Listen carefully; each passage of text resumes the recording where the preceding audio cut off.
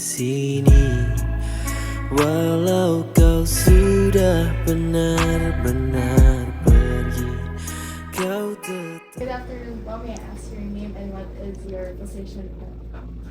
I'm Reggie Cruz from Tourism of Cuenca, Tourism Operation Assistant sa Pumito. So, ano ba yung mga katanungan mo? First question po, what is the OTAP or the one town one product of Cuenca po? Actually, yung utap namin dito o yung bangka na yung, kumbaga yung product namin different, ay tinapay, kumbaga tinapay talaga. Kaya nagkakaroon kami ng festival dito ng Tinapay Festival. So ginaganap yun ng November 7 sa Foundation Day namin. Kaya yun ang pinaka-ano namin, kumbaga pinaka trademark or flagship ng aming bayan ng Tinapay Festival. Kaya more on dito, puro tinapay. For the second question naman po, if you would recommend a place to buy the tinapay of Cuenca po, where would it be po?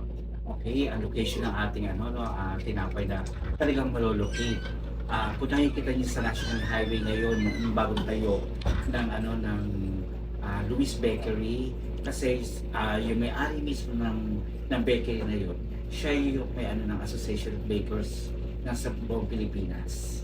So, kumbaga, yun ang pinaka-retirement niya na makagawa dito sa mismo na sinasabing Hope the Bakers.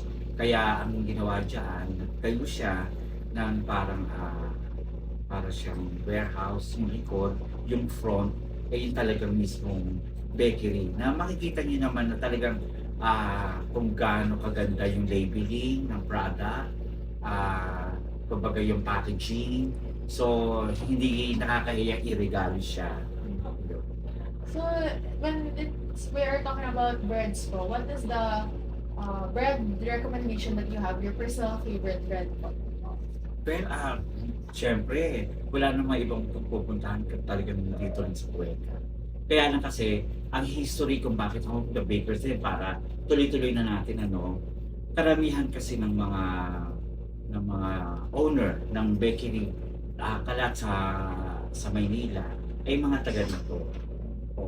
Kumbaga, nag-start siya sa pandesal hanggang sa nag-move dun sa mga syempre various ng mga type ng tinapay na talagang consistent, kumbaga, ang paggagawa ng tinapay hanggang sa yung mga taga-Cuenca kung saan na sila nagpuntang sa Maynila o hindi lang Maynila, other province, nagtayo na rin sila ng bakery. Kaya tinatawag ng Home of the Bakers kasi karamihan dito nang galing talaga yung bakers na talagang kumbaga sila ay nagnegosyo na sa labas ng Cuenca. So, thank you for answering the questions po. Tetap menjadi manusia favoritku. Upon entering the bakery, you will see different kinds of bread and pastries. Okay. Luis is my son. My eldest son. Panganay ko. He stayed in Aplo before pandemic. And when pandemic comes, nagreklamo sa akin ng bata, kahirap naman ako ng virtual. Nangangawit ko ng likod ko. Kaya kung unang huli, niwag ko tuloy ng loss. Tapos ako mag-bakery. And that's the time that we conceptualize the bakery that should be that Cuenca by the name of Luis, my eldest son. We are from Cuenca. And my son is born in Manila. Hybrid, Batanggenyo, Manileño, na may puso, Batangas, at Pananero. By heart and vision. And I ask you this, would you like to have a bakery in Cuenca, our mother town? Lagi naman sa nag-uwi rito, alam niya ang Cuenca. Ito yung dating gasolinahan. Nakita ng bakit yung kabila. Nabili kong bahay, may bakery, pinulit ko. Pero, nandito ako sa Cuenca, hindi ko inaasikaso, but in 1996, my wife was born. Kaya anak na si Luis. Sabi ko, sarang ang gasolinahan, pinarang ang poultry, sabi ko sa inay, Today, sa Maynila na ako, at ako ibang bakery.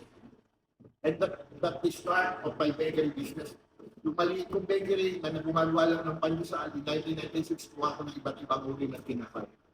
In 1984, I was elected president of so many and different associations starting from 1984. Nabuksan ang isipan ko sa pamamagitan ng mga kasama ko sa industriya ng pagtinapay. Natutuan nila ako ng hindi. Until such time that I was able to have directions on how the industry will be able to flow and grow. So, ang Luis Miguel, anak na lang, hindi naman. Sa Armada Bakery, which is founded in 1982. Dahil nakabili ako ng bakery, ng bahay ng bakery in 1982. Tinuloy ko na yung bakery. Pero hindi akong tumatakot mga makakatulong ko lang. And in 1996, ako ay naging kilala sa industriya bilang pangulo at tagapagsalita. Nag-bakery na ako ng lumbusan. From simple pandesal to brownies, to bonai, I have the most expensive loaf bread or cheesy loaf in Metro Manila. Yung cheesy loaf. Mamaya, pakita ko sa inyo. And I was able to develop different varieties of bread products until na kaya nagkaroon na ng 200 uri ng tinapay na meron na sa Maynila. And later on, we will be able to develop other products, the use of agricultural crops in baking, agri-bread, to which it was originated. Coming from the idea of the bakers of Cuenca, the other one is my classmate, Architect Cuevas, conceptualized namin ang agri-bread. Agri-bread is all about the hybrid of wheat and other varieties of agricultural crop para tayo ay hindi dependent sa exportation. Ayan, tumatak ko ng tinitiya. Taga-Cuenca, Batanggenyo, ang laki ang gumawa ng hybrid in baking ng may agricultural crop. Malunggay pandesal, kalabasa pandesal, kamote pandesal, ubi pandesal, and other crops it can be used in baking. And later on, in pandemic, it was being used by DOST and PNRI as part of the Nutriband project. The use of kalabasa, carrots, so on and so forth, is now in the market. And luckily, in the future, if we push this project, economic stability, and the same time, those people from agri-sector, doon sa laylayo ng lipunang magkataning ng magsasaka, mabibili na ng mga bakery ang kanilang produkto, makakalo na sa tinapay, mababawasan ng importation ng harina, dahil magkaroon tayo ng local agricultural crop inilagay. That's the concept of tinapayan na itutuloy ng Luis Bakery. Kaya pinamimigan namin. The second question po is, how does it feel to represent La Cuenca as the Platinum State? It is not my fault. It is us, the makers of Cuenca. The Batanggenyo bakers. Alam mo, when I talk of the bakers, I'm dreaming someday somehow with the help of students, katulad ko, the help of your parents, with the help of our community. I would like to invite Batanggenyos to enter bakery industry. Or in the future, Batangas would be the provincial capital of the baking industry. Inagawa na nga ng Cuenca sila i-develop the bakery. Mga kapag lumaki, mayroong bakery Tagapakan, mayroong bakery Tagalimery, dumayo sa ibang lugar, hanggang sa nakarating sa dulo ng mundo. Why? I would like to enlighten your mind, young students of tourism. Chinese bakery is entering the country. Taiwanese, Japanese, American, European, and so on and so forth. But Filipino bakeries are not able to go to other countries. Selling pandesal, which is being done mostly by Batanggenyos and Cuencanos, which is a true and real Filipino bread to be considered. Your bread, this is United Kingdom. Bunch is America. French bread is for the European people, and this is Philippines. And it is being baked mostly by Batanggenyos and Cuencanos. This is almost a national bread. which supposedly to become one. Lagu sederhana ini hanya tercipta untukmu, untukmu. Teringat saat pertama. Hey guys! So today we're at this video and we're going to try some of their breads. Okay, let's introduce. So this one is this one. This one is red velvet ensaymada. This is brownie. This is caramel brownie. This one. And this is parang what's that? This is wait, let me find the name. It's Hungarian cinnamon. And this is cream puff. So all of this is courtesy of the owner himself. When we are having the interview. So let's try everything. First, the red velvet. Red velvet ensaymada. As you can see, pwede ng ganyan. Burning red. Burning red. Okay, let's go. Sorry. Look the color. It's pink. Look. How good.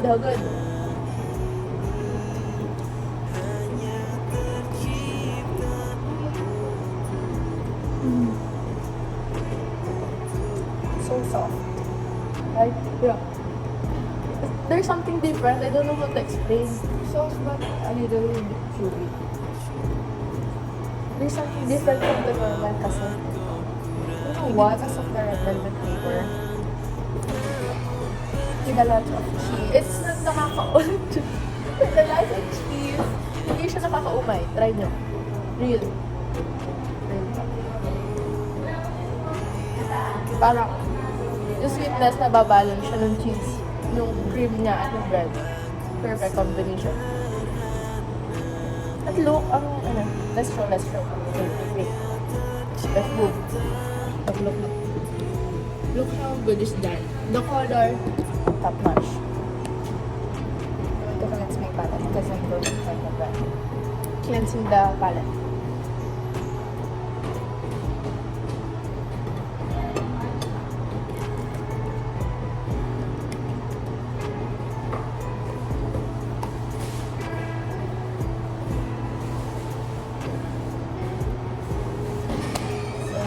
We're going to try which one? The brownie base. The brownie. Cheers.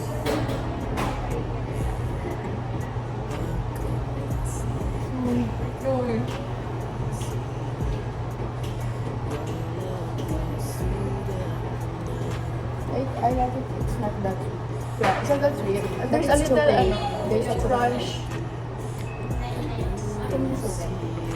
Which one? Focus. Hold on. It's like crispy on the outside, Yeah, but and then chewy in the inside. exactly what she said. Like how we want brownies to be. It's good. It's good for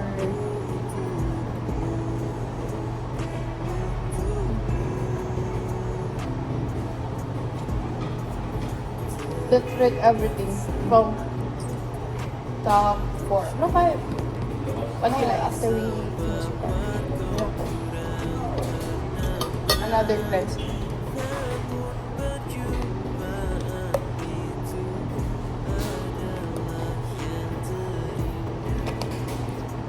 Next is the caramel brownie. Ooh.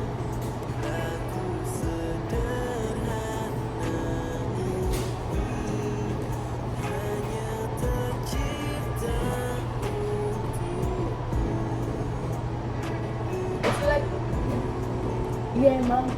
It's close to yema. You can really taste the caramel. And it's much It's much chewier than the other one. If you prefer like yema tea, the taste of yema, more like than chocolate, I would say you should buy that one instead of the normal brown.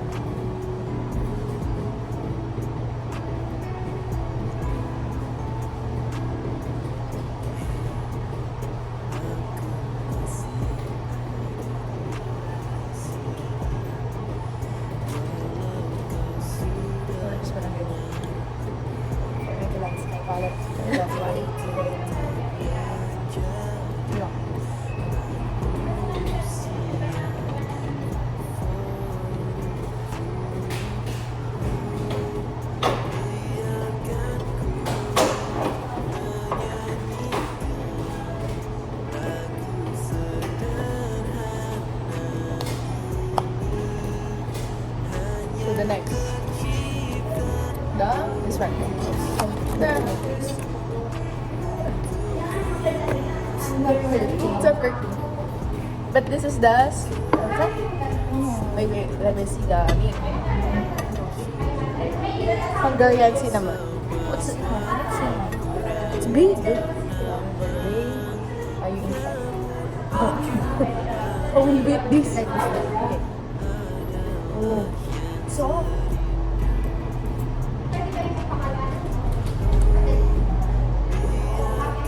Ito. okay, good. I can taste it. Sugary, but a little Hint of salt. Yeah. I'm not fan of cinnamon because it's sweet, but this one is okay. It's balanced. let me show you the inside. Oh no. Oh, no. Like that.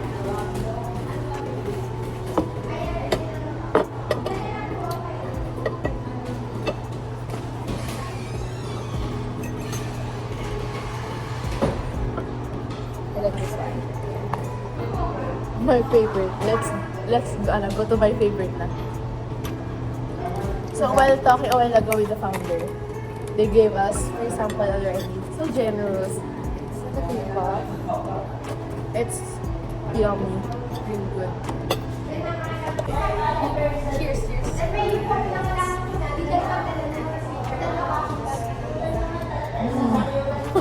Look how creamy inside. Good. And what do you call this? The sugar, caramelized sugar, it's not too much.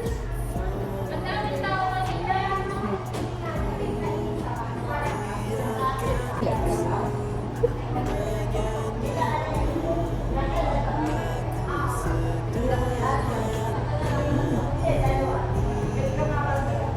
So, since we tasted everything niya, you rate. It's not actually it's not everything. There's a lot of There's other more bread. options there, but since we cannot eat that much, we just choose you The what attracted in the eyes, or Yeah. new to the eyes. like this pink ensaymada. Oh, so let's try. You go first. What's your least favorite? I'm not fan. It's not bad, but I'm not this fan of cinnamon. Any cinnamon, no bad. I'm this one, Hungarian cinnamon. The next No, is it's going to be 6. it's 5. 5, 5, 4, 4. Then I'm going to Okay. say So 5 is this one. don't say that my least favorite is the caramel brownie because I'm not a fan of yema cake like that. Yeah. It's too sweet So for me. my top 4 is the Yema. The Yema. The caramel brownie. The Yema tasty one. It's good, but I think the top 3 is better. So what's your top? I think I'm going to say the brownie is my favorite one. It's also good, but I like the other better. For my top 3, I would go with the pink ensaymada or the red velvet ensaymada. That's my top 3. For my top 3, it's the cinnamon. I like breads that Oh no, with cinnamon. we're already in top 2. Yeah. And the top 1 is... Ta-na-na-nan. Let's buy like this. Let's see This how. one is in the front shelf with the cake. So I think Yeah. this one is special and No, I think it needs to be refrigerated. yeah. Because it's sugary and it's melting. But it's good. The feeling is like ice creamy texture. Like, Puro. I think this is your calling talaga. What? Yeah, and plus, the staff here is so accommodating. They called the founder for us to be interviewed. And the founder, so bait, super.